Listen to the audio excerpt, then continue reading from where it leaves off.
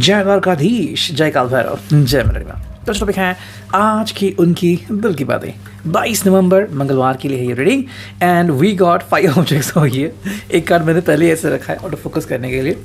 हमारे सामने total 5 objects, ठीक है। पहला है making magic, we got the fortune cookies, we got the Avalon magic, फिर है मोनोलॉजी और at the end we have the tarot, ठीक है। So let's first connect with the reading. हम पहले करते हैं मैनिफेस्टेशन, ठीक है। Let's connect to it. भाई हमें प्रॉपर गाइडेंस मिले, सही अंडरस्टैंडिंग मिले, सही समय पे हम सही फैसला ले पाए। It's very important. कई बार हम कंफ्यूज होते हैं या फिर कई बार हम किसी के बारे में बहुत ज़्यादा सोचते हैं। हमेशा ध्यान में रखना कि खुद को भी उतनी ही प्रायोरिटी देना एंड अपनी फैमिली वालों को भी, ठीक है। अगर हम ये करते हैं तो हम कभी भी कोई गलत फैसला नहीं कर पाएंगे अगर हम सूझबूझ के साथ आगे बढ़ते हैं तो, ठीक है। बाकी तो देखते हैं रीडिंग हमें क्या मिलता है। Let's connect to it. सबसे पहले आज हम देखते हैं फॉर्चून कुकी, ठीक है। Let's connect to it. देखते हैं आज हमें क्या रीडिंग मिलता है एंड हियर वी गो। चलो करते हैं कार्ड्स की शफलिंग। यहाँ वी कुड सी दैट, ठीक है। चलो हम कर रहे हैं शफल एंड चुनते हैं 2 कार्ड, एक आपके लिए, ठीक है, और एक उनके लिए। चलो 2 कार्ड आ चुके हैं, देखते हैं क्या आता है। रेडी। जो पहला कार्ड है आपके लिए वो है कमिटमेंट, ओके। तो जो मैंने कहा वो आई थिंक बिल्कुल सही कहा, ठीक है। It's all about the commitment, यानी कि भाई आप या तो कमिटमेंट के बारे में बहुत ज़्यादा सोच रहे हो या सोचने वाले हो। दिन भर जो क्राइटेरिया है आपका वही बना रहेगा कि मैं सोचूंगा या मैं सोचूंगी बार बार लगातार।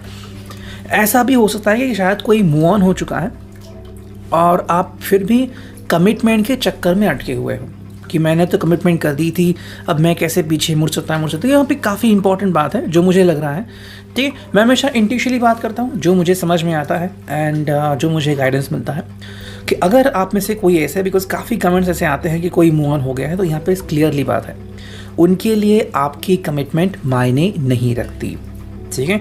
And that is very important. एक किस्सा बताता हूँ। मैं एक पुणे गया था, वहाँ पे एक शॉप था जहाँ पे DSLR वगैरह मिलते हैं और मैंने उनको एक चीज़ बोली थी कि आप उसे रखिए, मैं आ रहा हूँ। कुछ घंटों का सफ़र था, मैं वहाँ पे गया। अनफॉर्चुनेटली उन्होंने वो चीज़ बेच दी थी। मैं गुस्सा हो गया। पहले तो शांत था, फिर मैंने कहा कि भाई मैंने आपको कहा था फ़ोन करके please keep that thing aside, लेकिन उन्होंने नहीं रखी। दोबारा मैं कभी भी उस शॉप में नहीं गया। सिमिलरली आपको ये ध्यान में रखना है कि अगर आपने कमिटमेंट दे दी है फिर भी वो पर्सन अपने कमिटमेंट से अगर मुकर रहा है तो आपकी कमिटमेंट की कोई वैल्यू वहाँ पे रहती ही नहीं। तो ऐसे में अगर आप वहाँ से मूव ऑन करते हैं, ये आपके लिए सबसे बेस्ट और बड़ा डिसीजन होता है, ठीक है। मेरा काम है आपको सही दिशा पे लाना, बाकी आप कैसे करते हो ये आपके ऊपर डिपेंड है। नेक्स्ट कार्ड है वो है हेल्थ। उनके लिए जो कार्ड आ गया है वो है हेल्थ का कार्ड है। An excellent time to start an exercise plan. तो कहीं ना कहीं पे शायद ये पर्सन जो है वो नए फ्रेंड्स बना रहा है अपनी हेल्थ इंप्रूव करने के लिए, या फिर कि भाई इसके कोई हेल्थ इश्यूज़ चल रहे हैं। हो सकता है कि अगर इसने आपको डिच किया है किसी भी एंगल से, अब उसके शायद हेल्थ इशू बन रहा है, बिकॉज नेगेटिविटी किसी न किसी एंगल से फ्लो करती रहती है। वही अगर हम कहें तो शायद ये अच्छे फ्रेंड भी बना सकता है अगर वो अपनी ज़िंदगी में कुछ अच्छा करना चाहता है तो, ठीक है। तो ये ध्यान में रखिए। अगर आपको लग रहा है किसी की हेल्थ अगर सही नहीं है तो आप उससे कम्युनिकेट कर सकते हैं, बाकी आपकी मर्ज़ी है ना। अब देखते हैं मेकिंग मैजिक से हमें क्या रीडिंग मिलता है। चलो करते हैं कार्ड से शफलिंग और हमें चुनने हैं सब कुछ कार्ड, ठीक है। 3 कार्ड चुनते हैं, देखते हैं क्या रीडिंग आता है। 1, ये आ गया 2 एंड ये आ गया 3, ठीक है। 3 ही कार्ड हमने चुन लिए हैं, देखते हैं रीडिंग हमें क्या मिलता है। ये भी को जो पहला कार्ड है वो है fairy magic. Respectfully work with the fairies and elementals to achieve your goals. अब इस कार्ड का मतलब जो आता है आपको डायरेक्टली बताता हूँ, ठीक है। इस कार्ड का मतलब है कि रिस्पेक्ट करो अपने काम की तरफ, और जो लोग आपको एक्चुअली हेल्प करते हैं, जैसे कि फेरीज हमें मदद करें, तो उसी तरह से आप जो लोग आपको हेल्प करते हैं, communicate with them, be with them, okay. तो मान लो कोई आपका अच्छा फ्रेंड है लेकिन उसने कुछ गलत सलत कह दिया जिनसे आप प्यार करते हो, शायद वो सच हो और आप इससे बिगड़ गए, तो सब बिगड़ना नहीं है। कड़वा सच सुनाई नहीं देता या फिर हम सुन नहीं सकते, तो वो बात यहाँ पे होती है जो आपके लिए आई थिंक एक काफ़ी इंपॉर्टेंट बात है। उनके लिए भी कार्ड रिस्पॉन्सिबल, अगर ये कहीं पे नेगेटिव साइड चले गए हैं या फिर गलत व्यक्ति के साथ घूम रहे हैं तो ये उनके लिए एक वार्निंग साइन है कि ऐसा मत कीजिए कि कर्म जो है आपका पीछा नहीं छोड़ता। से जो कार्ड है protection, strong protective magic for the family and the home. ये कार्ड जो है वो आप में से काफ़ी लोगों के लिए हेल्पफुल हो सकता है। It is all about the magic. हो सकता है कोई ब्लैक मैजिक कर सकता है या फिर कर चुका है, काफ़ी ऐसी चीज़ें होती हैं, अचानक से कुछ होता है you know, and you just don't know when and how this could happen. तो क्या इंपॉर्टेंट है यहाँ पे ये देखना और अंडरस्टैंड करना कि हम प्रॉपर रिचुअल करें, हम ऐसी चीज़ों से बचें, ठीक है। So that you need to understand. अगर आपको लग रहा है कि you need to check on that, you can check on that.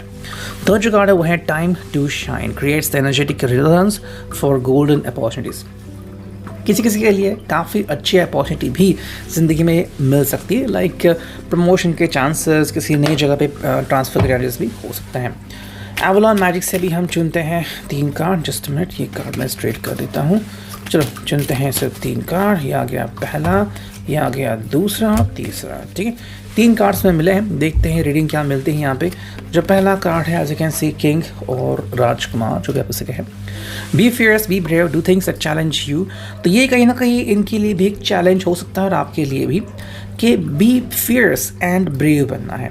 कैसे बनना है? जैसे कि मान लो आपको पता लग गया ये कहाँ पे है, क्या है, और आपको लगता है कि प्यार अभी है, तो जाइए उनसे बात कीजिए, कम्युनिकेट कीजिए। किसने रोका है आपको?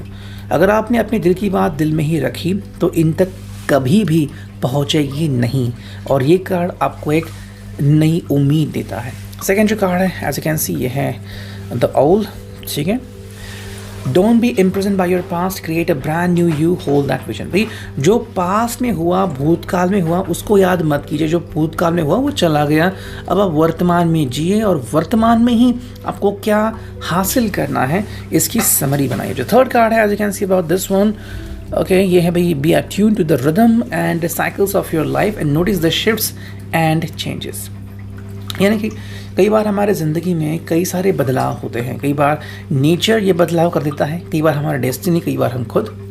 Piece comes from the sacred union of nature and spirit. जब हम ये समझते हैं तो हम पीसफुली आगे बढ़ते हैं, ठीक है। मे बी आपके लिए कार्मिक बंधन था जो तोड़ना ज़रूरी था, उसके लिए आप ऐसे किसी से मिले जिसने आपका दिल तोड़ दिया, आप दुखी हो गए, लेकिन वो जो कार्मिक सर्कल था वो कंप्लीट हो गया। अब आप फ्री हो मूव ऑन करने के लिए। तो हाँ, कई बार चीज़ें समझना बहुत मुश्किल होता है, लेकिन एक बार हम उसे समझे, पैटर्न को समझे, तो तकलीफ नहीं होती, ठीक है। फोर्थ देखते हैं हम मूनोलॉजी, एंड लास्ट में हम लेंगे टैरो। चलो देखते हैं मूनोलॉजी से हमें क्या रीडिंग मिलता है। करते हैं कार्ड्स की शफलिंग, चुनते हैं सिर्फ एक card, and here we go. जो कार्ड हमें मिला है, सो ये जो कार्ड है ओके, हमने देखा है वही conclusions are within reach full moon eclipse. तो ये कार्ड आ गया है, एंड आई डोंट नो आप में से कितने लोगों को ये कार्ड रेजोनेट होगा या फिर रेजोनेट एक्चुअली हो चुका है, लेकिन आप उसे एक्सेप्ट नहीं कर पा रहे हैं, ठीक है। कंक्लूजन्स आर विद रिच, यानी कि भाई बहुत ही जल्द खुलासा होने वाला है। कि अगर आपको लगता है खुलासा इस बात की है कि क्या वो आपसे प्यार करते हैं, या फिर क्या वो बिलीव करते हैं प्यार नाम के वर्ड पे, या फिर कि हाँ ये बिलीव करते हैं और कम बैक करने वाले हैं, या फिर कोई आपका एक्स ही आगे आने वाला है, या फिर कोई नया व्यक्ति आपकी ज़िंदगी में अपीयर होने वाला है। ये सारी चीज़ें बहुत ही जल्द आपके सामने आ सकती हैं। और ये क्यों इम्पॉर्टेंट है? देखो, वो व्यक्ति ज़िंदगी में क्या करेगा आप बिल्कुल भी तय नहीं कर सकते। जैसे कि एग्जांपल देता हूँ, अगर आपको समझ में आ गया तो बहुत अच्छी बात है। मान लो आप एक लेन पे हो, है ना, 3 लेन की सड़क है, एक लेन पे हो, वहाँ पे 10 गाड़ियाँ हैं एक ही साथ। सामने वाली गाड़ी में भी 3 नंबर की और 4 नंबर की आपकी गाड़ी है। आपको नहीं पता वो गाड़ी कब ब्रेक लगाएगी, क्यों लगाएगी। आप ये मान के चले कि वो ऐसे कैसे भी ये व्यक्ति नेगेटिविटी नहीं फैलाएगा, लेकिन मान लो किसी भी तरीके से उस बस ने जाने अनजाने में जानबूझ के या फिर गलती से ब्रेक लगा दिया, तो क्या हो जाएगा? अगर आप प्रिपेयर्ड ना हो तो नुकसान आपका होगा। वही बात है यहाँ पे कि अगर आपको नहीं पता कि कंक्लूजन में क्या होगा तो आपको तकलीफ हो सकती। तो यहाँ पे एक कार्ड है, आपको एक वार्निंग साइन दे रहा है कि conclusion of with in rich, जो आपको लग रहा है आपका इंट्यूशन भी सही साबित होता है, तो get ready for this one. और सभी कार्ड्स मैंने यहाँ पे रखे हैं, और अब फाइनल देखते हैं कि हमारा टैरो हमें क्या कहता है ना। कहते हैं कार्ड्स की shuffling, and here we go. चलो हमें चुनने हैं 4 कार्ड। आज पता नहीं कि मुझे 4 नंबर लगा सही, इसलिए मैं 4 ही कार्ड्स ले रहा हूँ। That's it. ये आ गए 4 कार्ड्स, और जो हमें अंडरस्टैंडिंग मिल रही हो, ये तो पहला कार्ड जो कि है डेथ। स्कॉर्पियो का साइन हमें यहाँ पे देखने को मिल रहा है, और मैं यहाँ पे रखता हूँ, अभी कुछ सीधा ना है ना भाई। डेथ का मतलब है यहाँ पे कि चेंजेस आने वाले हैं। अगर हम इस पर्सन की बात करें तो ये पर्सन अपनी ज़िंदगी में चेंजेस को देख रहा है, लेकिन इसका मतलब ये नहीं कि चेंजेस को एक्सेप्ट कर रहा है।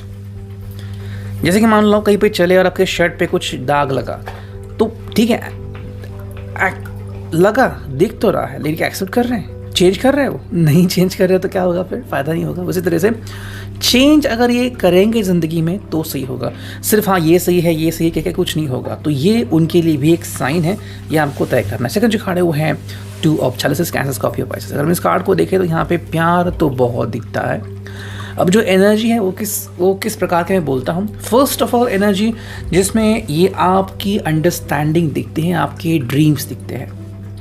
मे बी आप सपना देख रहे हो कि ये पर्सन और आप साथ में हो, सब कुछ सही है, सब कुछ अच्छा हो रहा है, लेकिन जो मुझे एनर्जी मिल रही है कि the person is with someone else या फिर समवन, वो समवन आप भी हो सकते हो अगर कोई थर्ड पर्सन नहीं है, और अगर आप नहीं हो तो कोई थर्ड पर्सन हो सकता है। मैं क्लियरली बोलता हूँ, and that is very important to understand. ठीक है, देखो भाई, मेरा काम है आपको बताना, बाकी एक्चुअली में आपकी ज़िंदगी में क्या होता है। बिकॉज क्या होता है ना कि कई बार लोग सही डिसीजन नहीं ले पाते और लेते भी नहीं। फिर क्या होता है, फॉर एग्जाम्पल मेरा एक फ्रेंड आ गया था, मैंने उसको बताया कि भाई तुझे बीपी का इशू हो सकता है। एक्चुअली बीपी का इशू था, उसका जो आई था एक आई बॉल वो थोड़ा सा सूज गया। मैंने कहा कोई लुक एट योर बीपी। मैं उसे डॉक्टर के पास लेके गया, कुछ टेस्ट करवाए, पता चला कि भाई हाँ भाई उसको बीपी का इशू। मैंने कहा वो ऑटोमेटिक कंट्रोल में आ जाएगा। उसने नहीं सुना, दूसरे डॉक्टर के पास चला गया, फिर एक स्कैन कराया, पता चला उस स्कैन में कुछ भी नहीं है।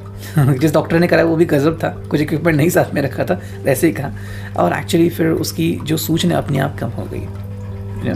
So that is very important. कई बार जो आपको कुछ लोग कहते हैं, बताते हैं, अगर आप उसको फॉलो करते हो चीज़ें आसान होती हैं। बाकी इंट्यूशन को कितना फॉलो करना है कितना नहीं वो आपको खुद तय करना है। थर्ड जो कार्ड है यहाँ पे वो है जजमेंट। नाउ ये जजमेंट क्यों आ गया है? इसका मतलब है कि कहीं ना कहीं पे किसी को जजमेंटल बनने की कोशिश करनी चाहिए। किसी के लिए बहुत सूनर हो सकता है। जैसे कि मान लो एक कल्पना करते कि आपको कोई पसंद है और वो व्यक्ति किसी दूसरे ख्याल में है। जस्ट इमेजिन, अब वो ख्याल शायद बहुत जल्द टूटने वाला है, तो क्या आप बेसब्री से इंतजार कर रहे हो कि कब एक ख्याल टूटेगा, या फिर आपके हिसाब से अगर वो दूसरे के ख्याल में है तो I don't want that person? ये आपके ऊपर डिपेंडेंट है। तो जजमेंट इनके लिए भी बनता है, अगर वो सही से संभले खुद को तो ठीक है। दूसरा जजमेंट ये कि अगर वो आपसे प्यार करते हैं तो भी ये कभी भी आपको हर्ट ना करे, या फिर कितने अच्छे वो और बन सकते हैं, ये जजमेंट उनमें आना चाहिए। एंड जो फोर्थ कार्ड में मिला है वो है द एम्प्रेस। अब ये काफ़ी इंपॉर्टेंट है मेरे हिसाब से। आप में से बहुत से लोग हैं जो अपने लिमिट्स तोड़ने को भी रेडी है। ओके, सिर्फ उनको पाने के लिए, जो भी वो चाहते हैं आप उनको बहाल करने को भी रेडी हो, लेकिन उससे क्या मिलेगा? That is very important. हमेशा याद रखना कि आपकी अंडरस्टैंडिंग काफ़ी इंपॉर्टेंट होती है, और आपका ईगो और आपकी प्राइड प्रथम स्थान पे आती है। जिस समय आपने अपनी प्राइड छोड़ दी, सब कुछ चला गया, है ना। पैसा चला गया, हेल्थ चली गई, रिस्पेक्ट जो भी है वो सब अब है, नहीं होगा, वापस से आएगा, वो सब चलता रहता है। लेकिन प्राइड एक ऐसी चीज़ है जो हमारे दिल में रहती है, और बाकी लोग कुछ बोले ना बोले उससे कोई फ़र्क नहीं पड़ता। हमारी प्राइड ही हमें कई बार नुकसान भी पहुंचाती है। So what is very important, be yourself. Empress बनने का मतलब ये नहीं होता कि आप अपने आप को लूज़ करें। मतलब ये होता है कि जैसे कि मान लो आप बहुत खूबसूरत, दैट्स इट, बी योरसेल्फ। आप स्माइल करो। खूबसूरती का मतलब ये नहीं होता कि आप दिखने में कितनी खूबसूरत, खूबसूरत का मतलब ये होता है कि आपकी स्माइल कितनी खूबसूरत है। जिस पल आपने अपनी स्माइल खो दी, आपने अपनी खूबसूरती खो दी। That is very important. Okay, तो अगर आपको लग रहा है कि भाई कुछ कार्ड आपको मैच कर रहे हैं, do sub and like and share this video. Thank you, take care, good bye.